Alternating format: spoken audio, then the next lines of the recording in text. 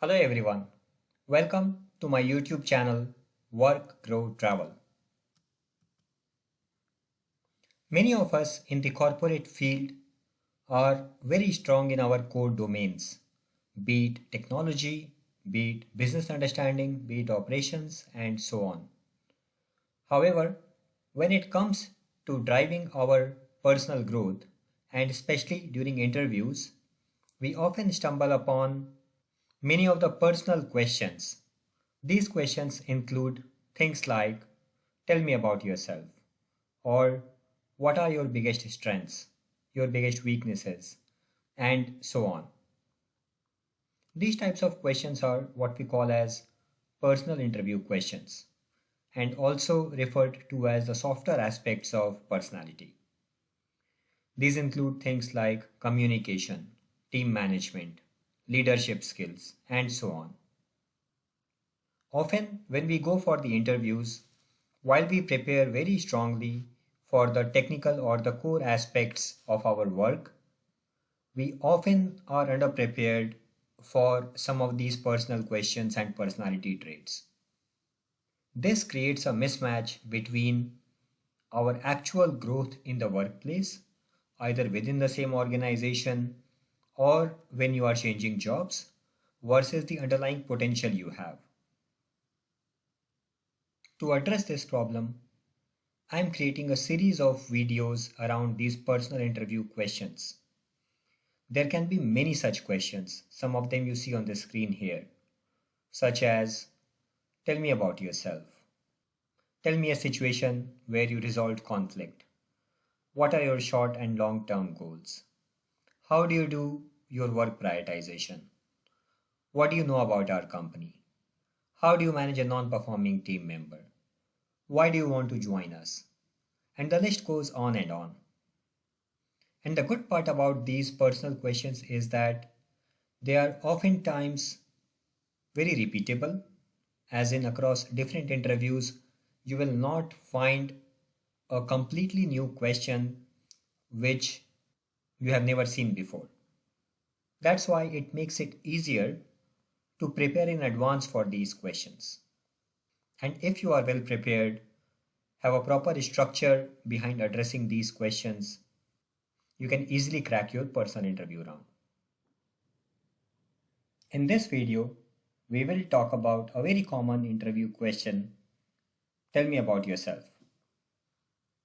When an interviewer asks you this question, what does he or she want to test? First, your background. Many times it happens that the interviewer may not have had the chance to go through your resume in detail. So, asking this question provides an opportunity for the interviewer to understand everything about you in a short elevator pitch. However, that is not always the case. Most of the times, there are interviewers who have looked at your resume and they are giving you an opportunity to set the stage for the interview. Next, your communication skills. When you start speaking about yourself and the interviewer is in a listening mode, that 2-3 minutes of monologue where you describe your journey helps the interviewer assess your fluency in communicating. Summarization skills. There is no doubt that you have had a lot of achievements in the past, but if you have to summarize the same in a 2 to 3 minutes of description of what all you have done so far, it tells the interviewer your capability to summarize key information from underlying details. Likeable as a person. Your body language tells a lot about whether the interviewer would like to work with you when you join the organization or not. And finally, an opening to lead the discussion. This is actually an opportunity which the interviewer provides you to guide the rest of the discussion. While there are many interviews which are very structured and the interviewer would want to run them in a predefined format, in many cases the interviewer picks the lead from how you address this question and then asks the follow up questions. Next, I will talk about a framework using which you can answer this question in the most effective manner. While each interview is different and the same framework may not apply everywhere, but if you are not sure, you can use this simple risk free framework to answer the question about yourself. Start with a personal background. Before you go into the details of your career and professional journey, talk a bit about where you are from, what's been your educational background, and so on. Then talk about your career journey. It's very important to bring some structure when you talk about your career journey as well. And you should not go in any random order of different companies that you have worked with. Again, a safe approach is to go chronologically from the company you started working to your most recent company. And when you talk about your work in these different companies, let's call them the journey steps. You should talk about the highlights in each of those companies, such as what were your key achievements, what did you learn.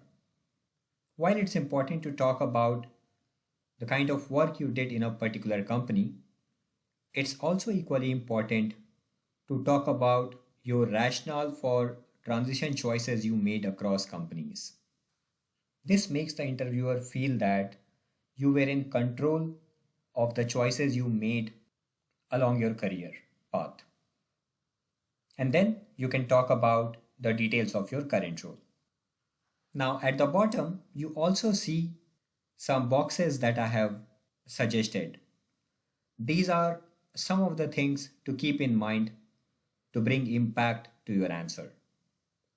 Speak confidently. It's your journey, you know the best about it, and you are in best position to show the interviewer what are achievements you had. Watch the time. Again, there is no right answer, but usually if you think about a 1 hour interview, then 2 to 4 minutes could be a good time range to target answering this question. Something outside resume. Many times you would find some interviewers asking you to tell things which are not there in the resume. So you should be ready for that. And here you can talk about anything at which you are great or things you like to do outside your core work. Practice in advance. There is a saying, you can never be over prepared. If you directly go in the interview without having prepared the key things that you want to talk about, you will often find that you might struggle to connect the different pieces of your answer in a coherent manner. And finally, smile. The interviewer wants to see you working as a colleague in the future. So it's important to come across as someone who people would like working with. Now let's take a look at an example on how we can use a framework we just discussed to answer the question about yourself. Again, I am not recommending that this is the only way to answer the question. However, you can use this as a starting point and then customize your answer in a way which best describes you. My name is X and I currently live in X. I graduated in computer science from X University back in 2010. During my X years at the university, I was one of the top X students in my university and was involved in multiple non-academic activities such as X and Y. During my time at university, I developed a strong interest in X topic. I got an opportunity to join X organization on a role which allowed me to develop practical learning on that topic. I had some interesting achievements in the company, such as development of a product which allowed to do X and Y. I will pause here. You see, when you talk about your work in a company, it's important to talk about your achievements to show the impact you created. Continuing, after spending X years with the company, I decided to move on because I felt my learning stagnated after a certain point in time, and I wanted to develop further expertise on the topic of X, which was not possible in that role. Taking a pause here, you see, here I am trying to describe the rationale for me leaving that organization. If you do that, you are proactively answering the question which interviewer might ask you anyways. It also shows your rationale for the choices you made along your journey. Continuing, so I took an opportunity with X organization which allowed me to meet my learning aspirations. In my current role, my scope is customer acquisition for X and Y countries. So far, over the last X years spent at the company, I have led a strong growth in customers by X% year over year. Pausing here, as you will see, I have added a number to show the percentage of customer growth that I led in my organization. This adds a lot of value to your answer because you are quantifying the impact you created for your organization. Continuing, apart from this, something you don't see in my resume is that I really enjoy creating videos. I create videos on X topics, and I currently have X subscribers with a view count of X million. Pausing here. So, in the last sentence, I'm sharing some details about me as a person outside work, what I enjoy doing, and something which I may not decide to put in my resume. In many cases, you will find that when you end the interview like this, you might be asked the question on why do you want to leave your current organization? So, to a large extent, you are leading the interviewer to ask the next question.